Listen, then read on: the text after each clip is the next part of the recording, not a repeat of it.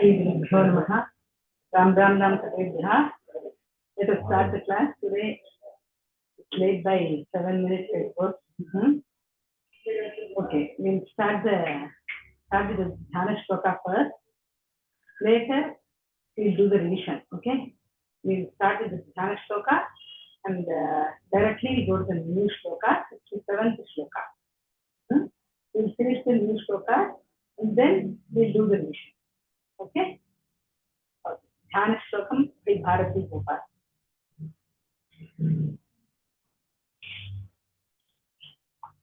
Bharati, we can start. Have the Dhyana Shlokam printing right now. It's not in the book.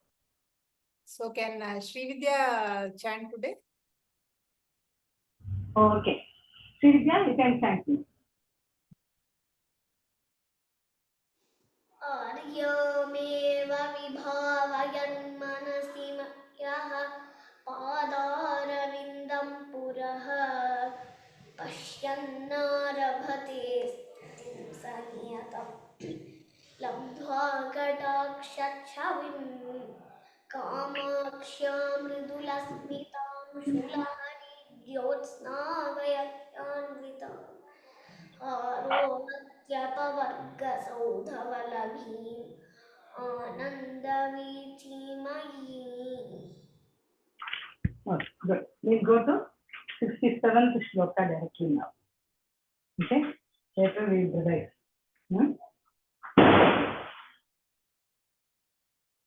Soumya, are you there? Ram, yes, madam, I'm there. Okay, fine. So, Srividya will repeat the first shloka, whatever it is now. Later I'll inform.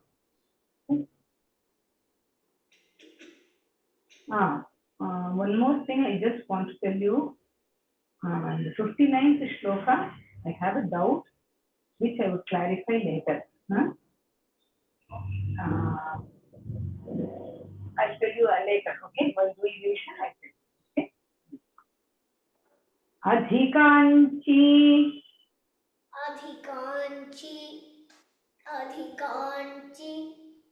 Vardhamanam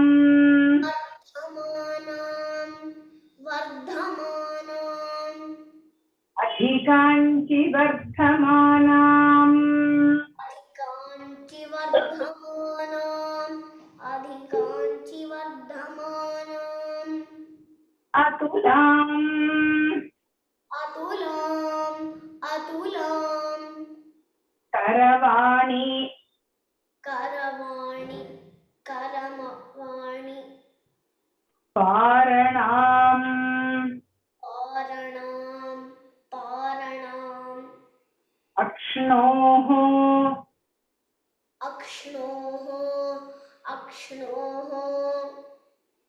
Atulam Karavani Paranam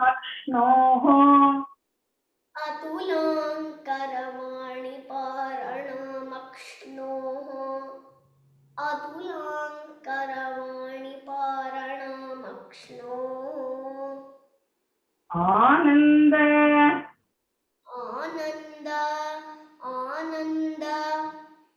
Pakabhedam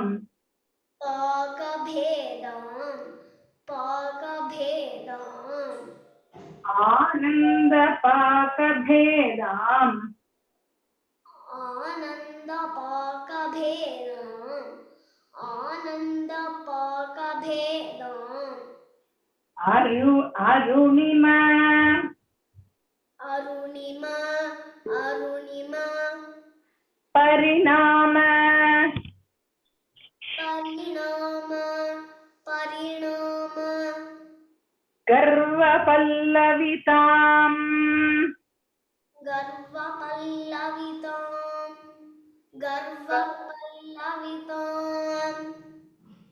Arunima Parinama Garva Pallavitam Arunima Parinama Garva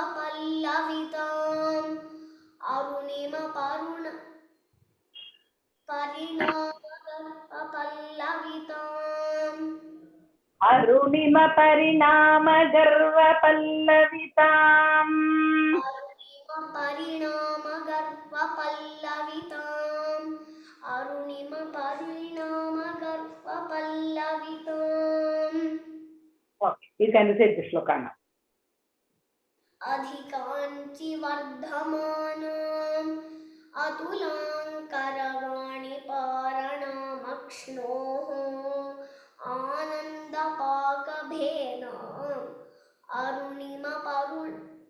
परिणामगर्वपल्लविताम्. Okay. Now Soumya can repeat this shloka.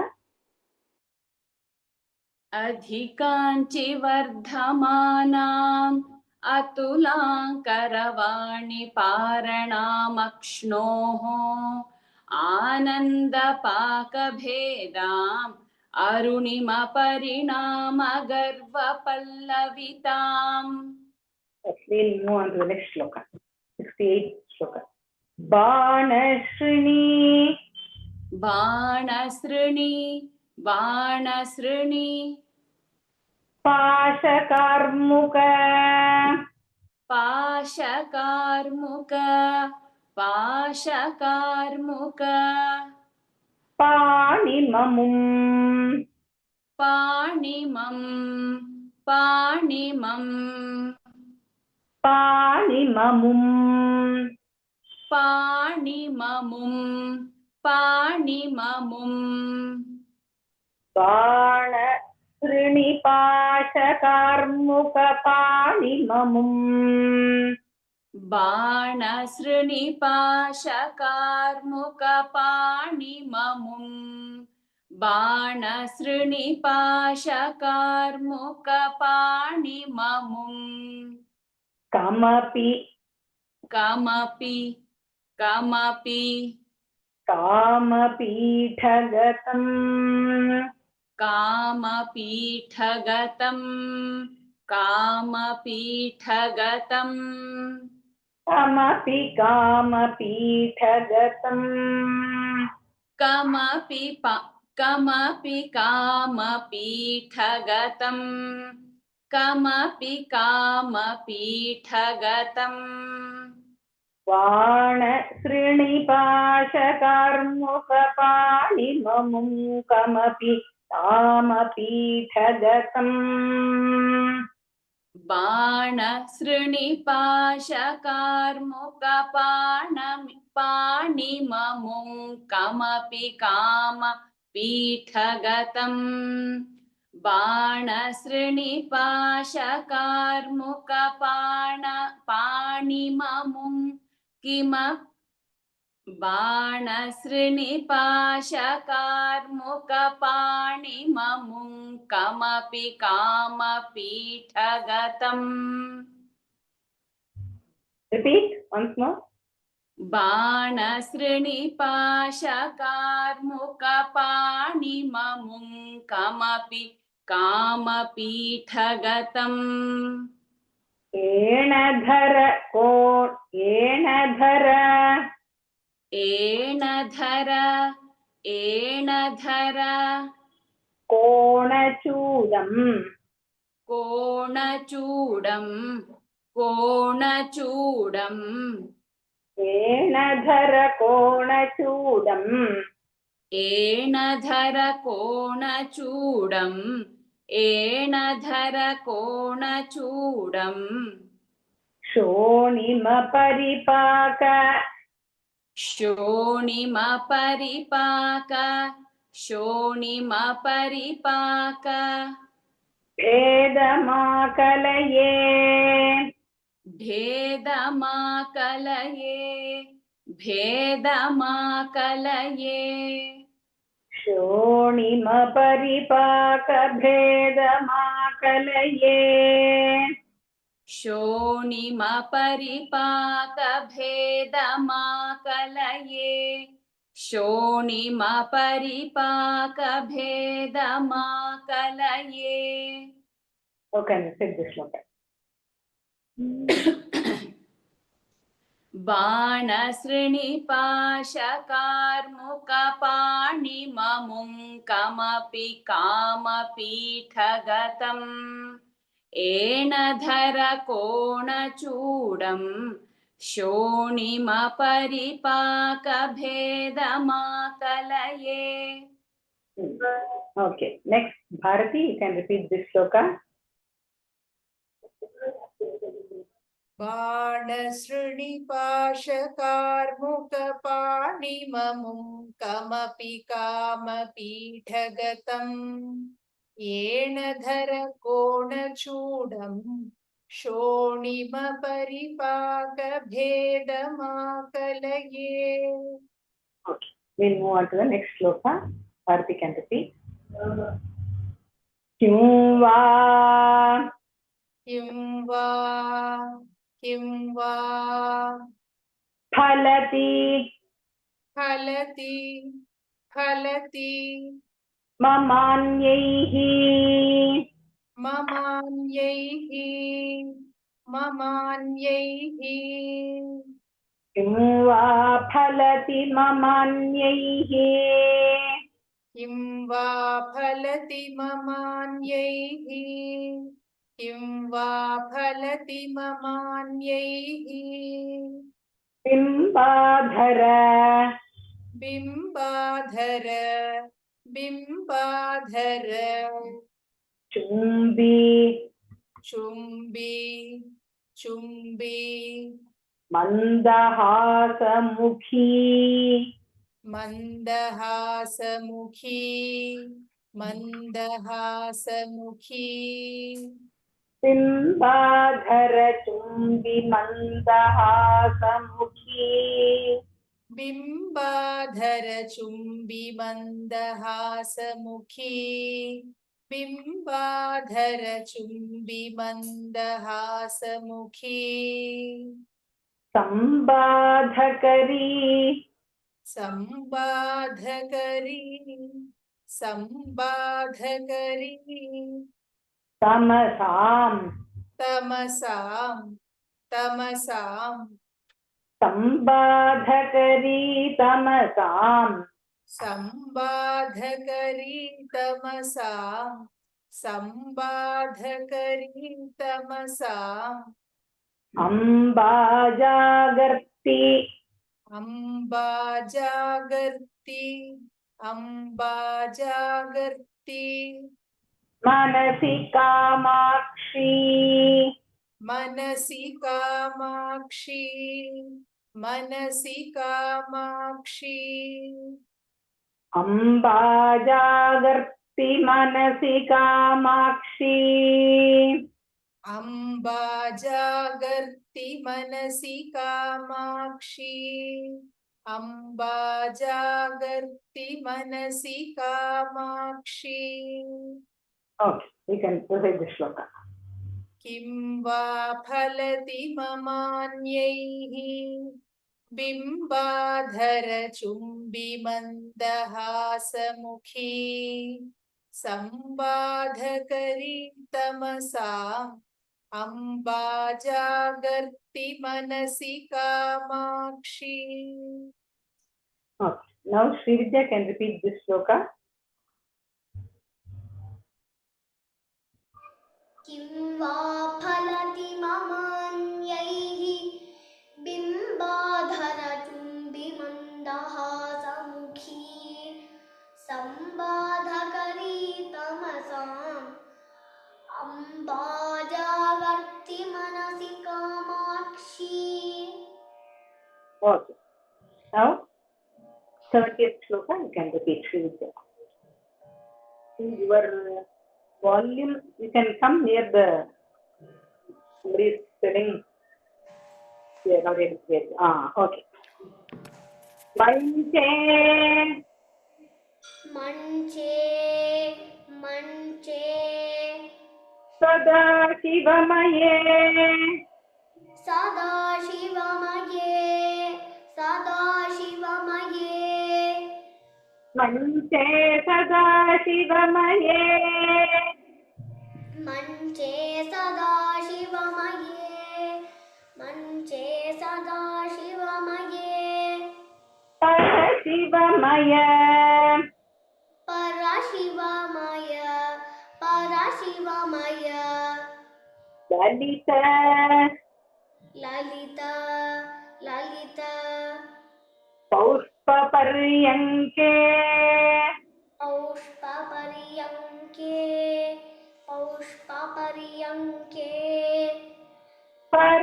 परशिवमयललित पौष्पपर्यङ्के परशिवमयललित पौष्पपर्यङ्के परशिवमयललित पौष्पपर्यङ्के अधिचक्र अधिचक्र अधिचक्र मध्यमास्ते मध्यमास्ते मध्यमास्ते अधिचक्र मध्यमास्ते अधिचक्र मध्यमास्ते अधिचक्र मध्यमास्ते Kamakshi नाम कामाक्षी नाम कामाक्षी नाम किमपि मम किमपि मम किमपि मम भाग्यम् भाग्यं भाग्यं कामाक्षी नाम किमपि मम भाग्यम् कामाक्षी नाम किमपि मम भाग्यं कामाक्षी नाम किमपि मम भाग्यम् Recite this sloka. मञ्चे सदाशिवमये परशिवमयललितपौष्पपर्यङ्के अधिचक्रमध्यमास्ते कामाक्षी नाम किमपि मम भाग्यम् 71st shloka.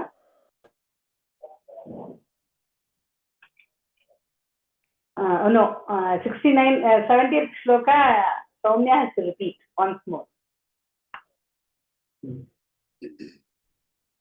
मञ्चे सदाशिवमये परशिवमयललितपौष्पपर्यङ्के अधिचक्रमध्यमास्ते कामाक्षी नाम किमपि मम भाग्यम्. Okay, next shloka you can repeat, Soumya. 71. Rakshyoऽस्mi रक्ष्योऽस्मि रक्ष्योऽस्मि कामपीठी कामपीठी कामपीठी लासिकया लासिकया लासिकया रक्ष्योऽस्मि कामपीठी लासिकया रक्ष्योऽस्मि कामपीठिलासिकया रक्ष्योऽस्मि कामपीठिलासिकया कामपीठी दीर्घ. Once more you repeat. रक्ष्योऽस्मि कामपीठिलासिकया रक्ष्योऽस्मि कामपीठिलासिकया घनकृपाम्बु घनकृपाम्भु घनकृपाम्भु राशिकया राशिकया राशिकया घनकृपाम्बुराशिकया घनकृपाम्बुराशिकया घनकृपाम्बुराशिकया श्रुतियुवती श्रुतियुवती श्रुतियुवती कुन्तली कुन्तली कुन्तली मणिमालिकया मणिमालिकया मणिमालिकया श्रुतियुवती कुन्तली मणिमालिकया श्रुतियुवती श्रुतियुवति कुन्तली मणिमालिकया श्रुतियुवति कुन्तली मणिमालिकया तुहिनशैल तुहिनशैल तुहिनशैल बालिकया बालिकया बालिकया तुहिनशैल बालिकया तुहिनशैल बालिकया तुहिनशैल बालिकया Can you say this sloka? रक्ष्योऽस्मि कामपीठीलासिकया घनकृपाम्बुराशिकया श्रुतियुवति कुन्तली मणिमालिकया तुहिनशैलबालिकया. Now Bharati can repeat this sloka. रक्ष्योऽस्मि कामपीठिलासिकया Dirgha. Pithi dirgha. रक्ष्योऽस्मि कामपीठिलासिकया घन Pithi, you have to. रक्ष्योऽस्मि कामपीठिलासिकया घनकृपाम्बुरराशिकया श्रुतियुवति कुन्तली मणिमालिकया तुहिनशैलबालिकया. You can repeat the second pada again. Have to repeat. Okay. Kripa. Ghana kripambu rashikaya. Ghana kripambu. घनकृपाम्बुराशिकया श्रुतियुवति कुन्तली मणिमालिकया तुहिनशैलबालिकया. Okay. 72nd sloka you can repeat. 72. Liye. लीये लीये पुरहर जाये. पुरहर जाये पुरहर जाये लिये पुरहर जाये. लीये पुरहर जाये लीये पुरहर जाये पाये तव. माये तव माये तव तरुण. तरुण तरुण पल्लवच्छाये. पल्लवच्छाये पल्लवच्छाये पाये तव तरुण पल्लवच्छाये. माये तव तरुण पल्लवच्छाये माये तव तरुण पल्लवच्छाये चरणे. चरणे चरणे चन्द्राभरणे. चन्द्राभरणे चन्द्राभरणे चरणे चन्द्राभरणे. चरणे चन्द्राभरणे चरणे चन्द्राभरणे काञ्चीशरणे. काञ्चीशरणे काञ्चीशरणे नतार्तिसंहरणे. नतार्तिसंहरणे नतार्तिसंहरणे काञ्चीशरणे नतार्तिसंहरणे. काञ्चीशरणे नतार्तिसंहरणे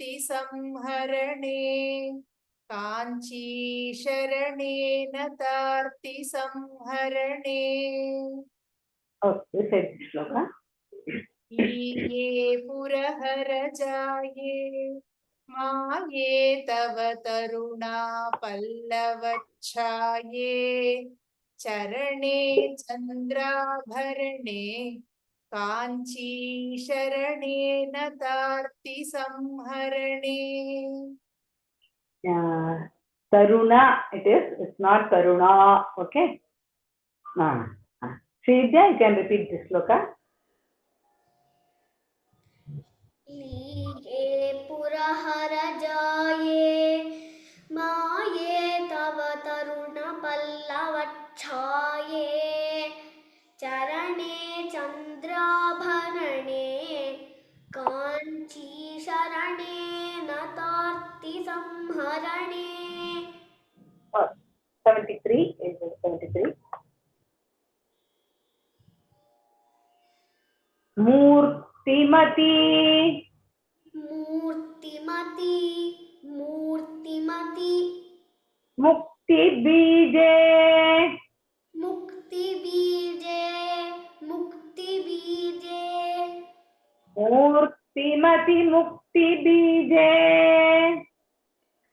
मूर्तिमति मुक्तिबीजे मूर्तिमति मुक्तिबीजे Murdhni. मूर्ध्नि मूर्ध्नि Sabakita. स्तबकित स्तबकित Chakora Samrajye. चकोर साम्राज्ये चकोर साम्राज्ये Murdhni Sabakita Chakora Samrajye. मूर्ध्निस्तबकित चकोर साम्राज्ये मूर्ध्निस्तबकित चकोर साम्राज्ये Modita. मोदिता मोदिता Kampakule. कंपाकूले कंपाकूले Modita Kampakule. मोदिता कंपाकूले मोदिता कंपाकूले Muhurmuhu. मुहुर्मुहुः मुहुर्मुहुः Manasi. मनसि मनसि Muhurmanasi. मुहुर्मुहुर्मनसि मुहुर्मुहुर्मनसि Mumudisha. मुमुदिशा मुमुदिशा Asmakam. अस्माकम् अस्माकम् Mumudisha Asmakam. मुमुदिशास्माकम् मुमुदिशास्माकम् Muhurmanasi. Mumudisha Asmakam. मुहुर्मुहुर्मनसि मुमुदिशास्माकम् मुहुर्मुहुर्मनसि मुमुदिशास्माकम् Recite this.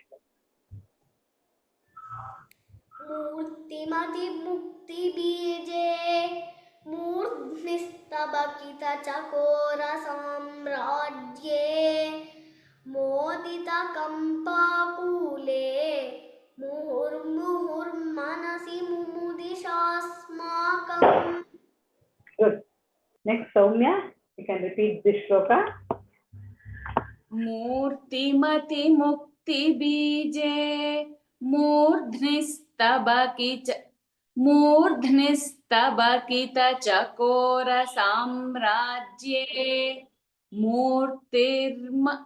मूर्तिमति मुक्ति बीजे मूर्ध्निस्तबकित चकोर साम्राज्ये मोदित कंपाकूले मुहुर्मुहुर्मनसि मुमुदिशास्माकम्. 74th shloka. Vedamayim Vedamayim, Vedamayim, Nadamayim Nadamayim, Nadamayim, Vedamayim Nadamayim Vedamayim, Nadamayim, Vedamayim, Nadamayim, Bindumayim Bindumayim, Bindumayim, Parapada Parapada, Parapada,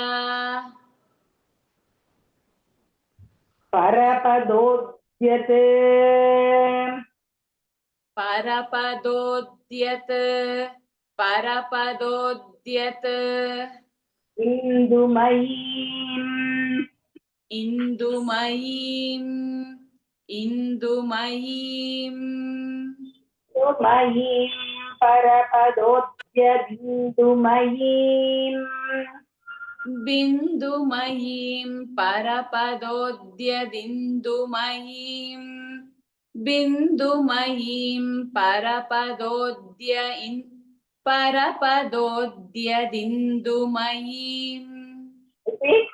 Bindumayim, Parapadodyadindumayim, Mantramayim Mantramayim, Mantramayim, Tantramayim Tantramayim, Tantramayim, Mantramayim Tantramayim Mantramayim, Tantramayim, Mantramayim, Tantramayim, Prakritimayim Prakritimayim, Prakritimayim, Naumi Naumi, Naumi, Vishwavikritimayim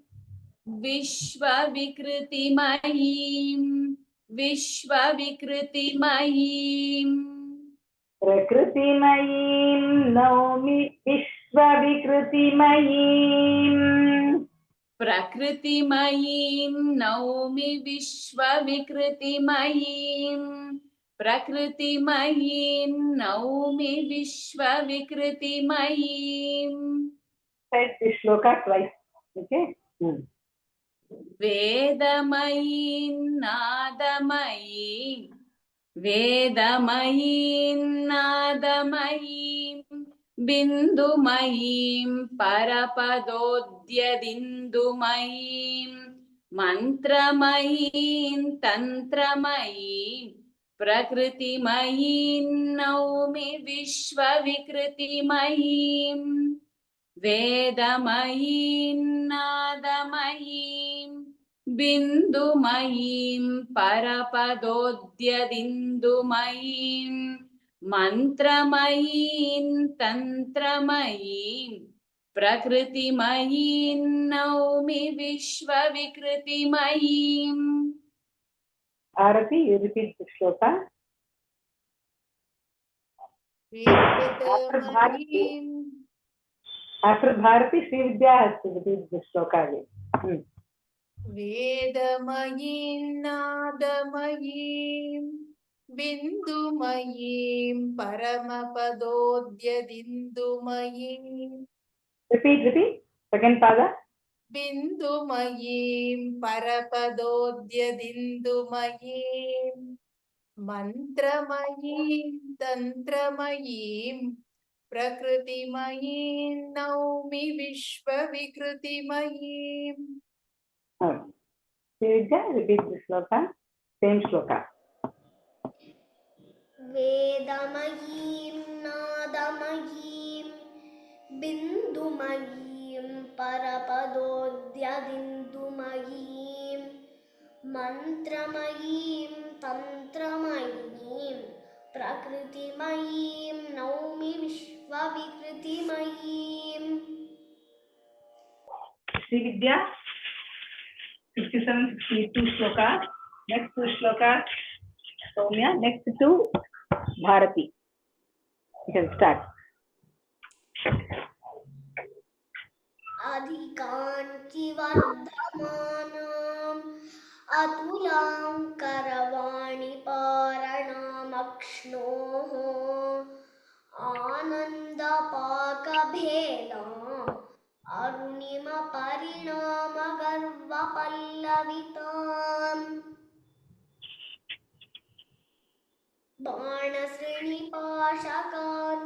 बाणश्रेणिपाशकान्मुखपाणिममुं कमपि कामपीठगतम् येन धरकोणचूडम्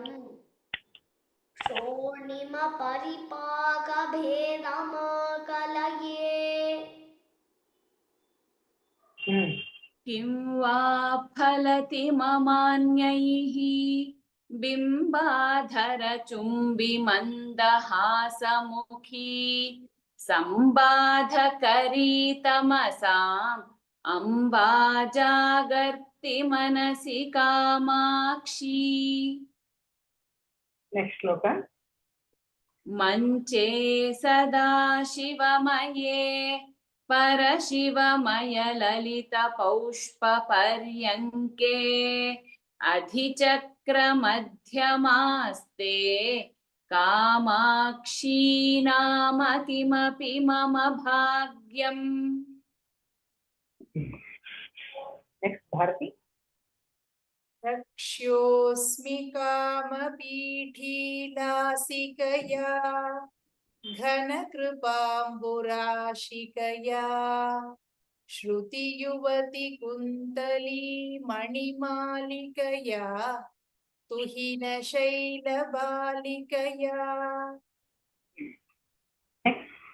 लीये पुरहरजाये माये तव तरुणपल्लवच्छाये चरणे चन्द्राभरणे काञ्चीशरणे नतार्तिसंहरणे. Next two shloka, Srividya. मूर्तिमतिमुक्तिबीजे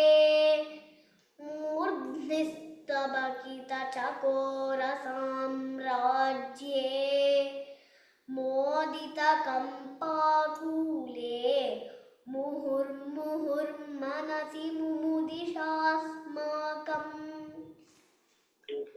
वेदमयीं नादमयीं बिन्दुमयीं परपदोद्यदिन्दुमयीं मन्त्रमयीं तन्त्रमयीं प्रकृतिमयीं नौमि विश्वविकृतिमयीम्. We'll go to the next shloka. We'll teach two more shlokas. Okay. Then we'll revise few shlokas. I think 6 persons have raised their hands now itself. I'll call them. Okay. Later. Puramathana. पुरमथन पुरमथन Yakoti. पुण्यकोटि पुण्यकोटि Puramathana Punyakoti. पुरमथन पुण्यकोटि पुरमथन पुण्यकोटि Punjita. पुञ्जित पुञ्जित Kaviloka. कविलोक कविलोक Ukti Rasathati. सूक्तिरसधाटी तूक्तिरसधाटी Punjita Kaviloka Sukti Rasadhati. पुञ्जित कविलोक सूक्तिरसधाटी रसधाटी पुंजित कविलोक सूक्ति रसधाटी मनसि मम मनसि मम कामकोटि कामकोटि मनसि मम कामकोटि मनसि मम कामकोटि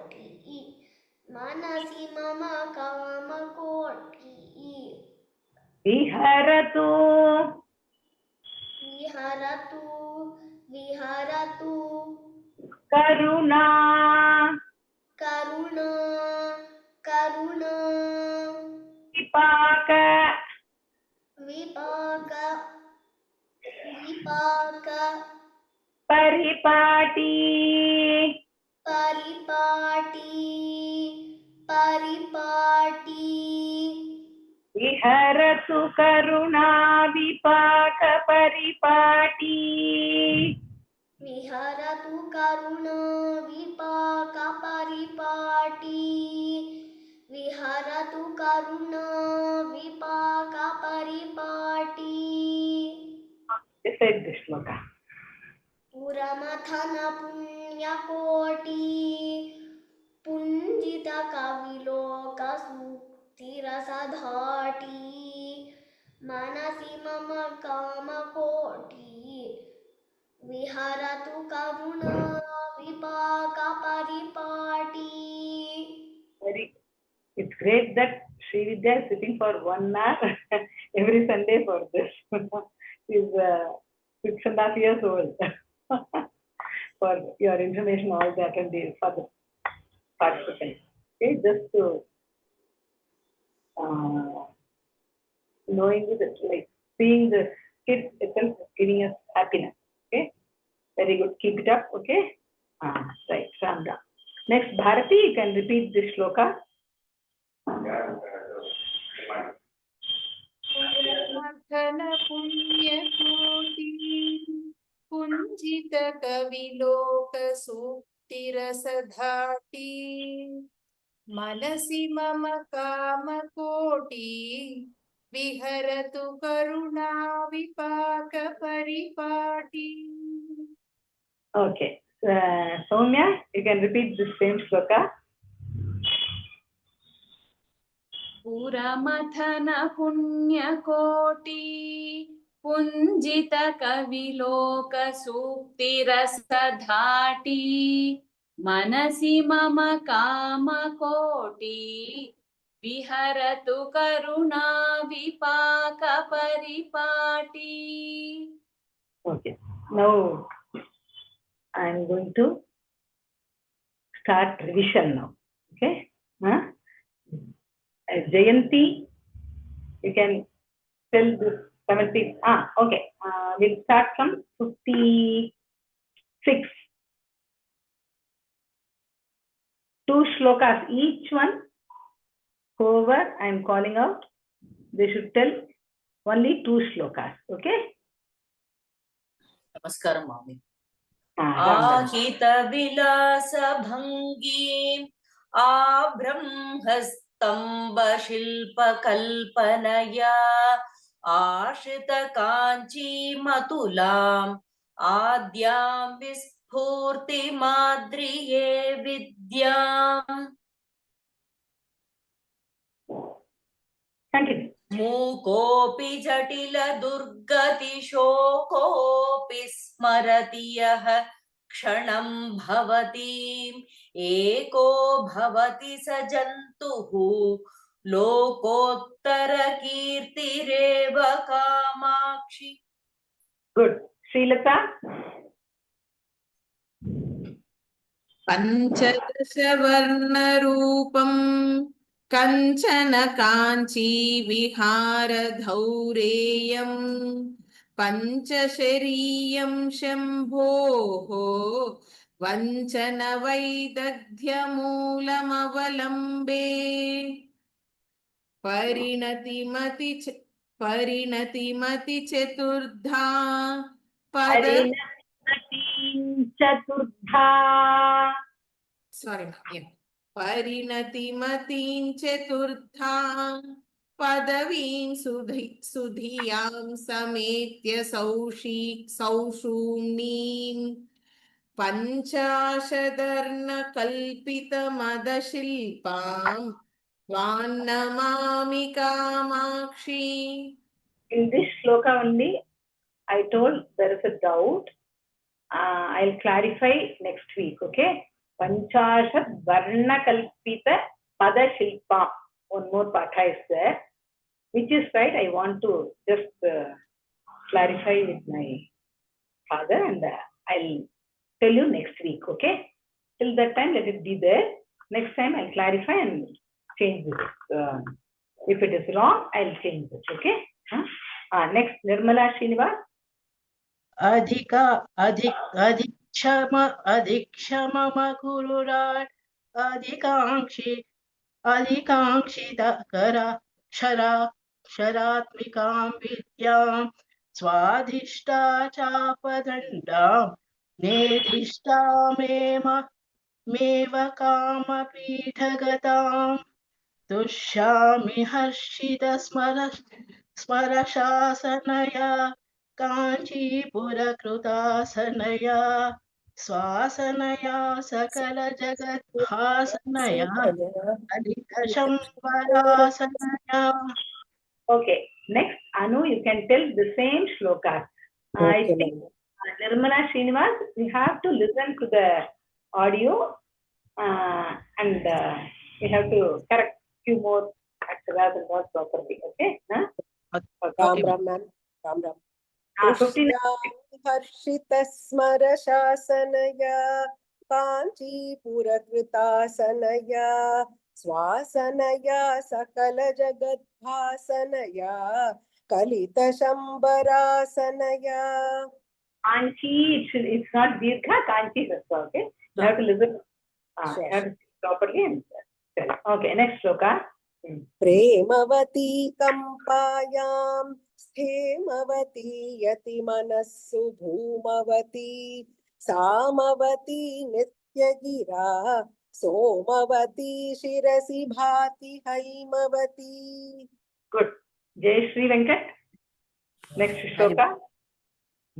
कौतुकिना कम्पायां कौसुमचापेन कीलितेनान्तः कुलदैवतेन महता कुड्मलमुद्रां दुनोतु नः प्रतिभा. Next shloka. यूनाकेनापि मिलद्देहा स्वाहा सहाय तिलकेन सहकारमूलदेशे संविद्रूपा कुटुम्बिनी रमते. You have to listen, give concentration to the Mahaprana letters, okay? Lavanya. कुसुमशरगर्वसम्पत् कोशगृहं भाति काञ्चिदेशगतं स्थापितमस्मिन् कथमपि गोपितमन्तर्मया मनोरत्नम्. Good. Next Uma. Next shloka.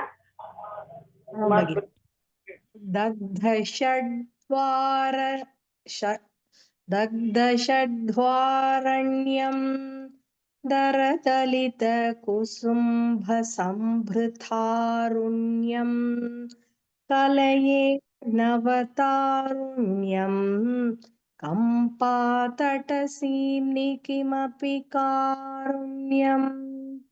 Okay, enough. From next shloka, today's shloka starts. Let me see how you have listened and you are ready, okay? Vijayalakshmi Kirtivas. Ram Ram Ram. Ram Ram. अधिकाञ्चि वर्धमानाम् अतुलां करवाणि पारणामक्ष्णोः आनन्दपाकभेदाम् अरुणिमपरिणामगर्वपल्लविताम्. Okay, good. Ram Next, Ram. Geeta Krishnamurthy, Ram. Geeta Hari ओम Krishnamurthy. भगिनी हरि ओम Hari Om. भगिनी Yeah, बाणशृणिपाशकर्मकपाणिममुं कमपि कामपीठगतं येन धरकोणचूडं शोणिमपरिपाकभेदमाकलये. Okay, today's sloka it would be difficult, but you are all trying, okay? किं वा फलपि ममान्यैः बिम्बादरचुम्बिमन्दहासमुखी संवादकरी तमसाम् अम्बा जागर्ति मनसि Kamakshi. Good. Next, Shankari. नमस्ते महोदय. Namaste, Ram. मञ्चे सदाशिवमये परशिवमयललितपौष्पपर्यङ्के अधिचक्रमध्यमास्ते कामाक्षी नाम किमपि मम भाग्यम्. Okay, good. Next, Uday. रत्योऽस्मि कामपीठी लासिकया घनकृपाम्बुरासिकया श्रुतियुवति कुन्तली मणिमालिकया तुहिनशैलबालिकया. Good. Okay. Sita Lakshmi.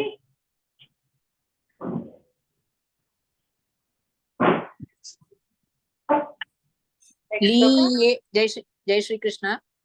लीये पुरहर जाये माये तव तरुण पल्लव छाये चरणे चंद्राभरणे कांची शरणे नतार्ति संहरणे.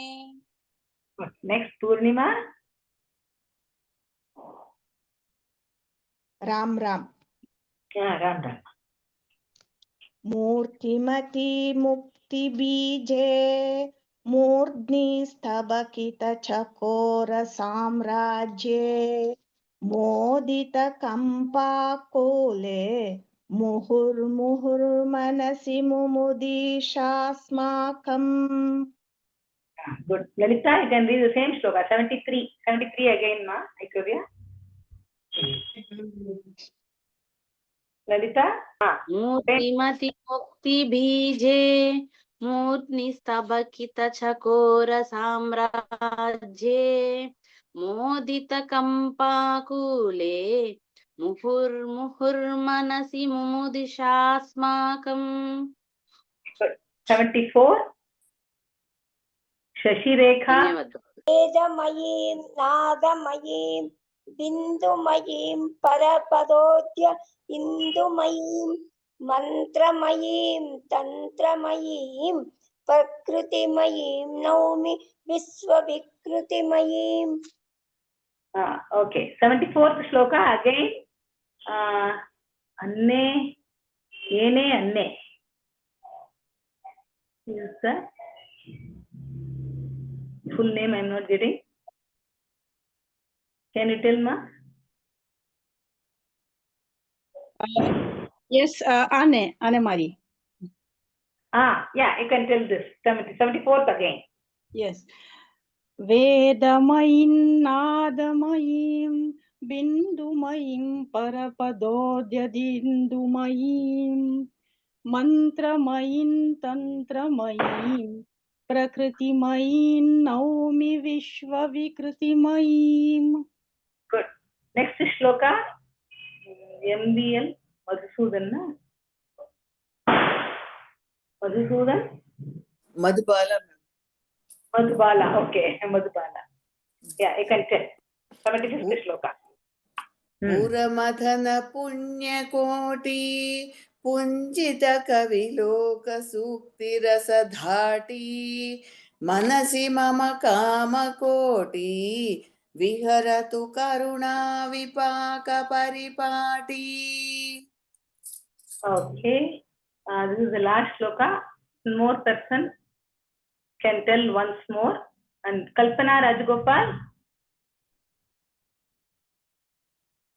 you can unmute yourself and tell. Namaskaram. Can you hear me?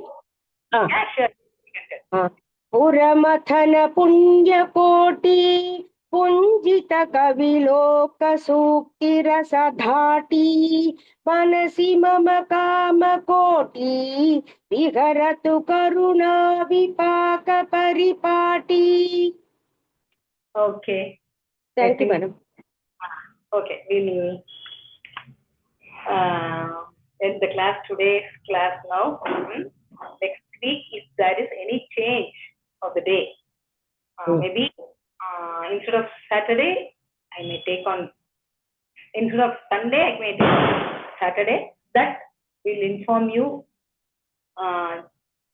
prior, okay? Okay, fine. Same timing is the same. I'll discuss with the Vyoma and inform you. Okay. Now we'll finish the class.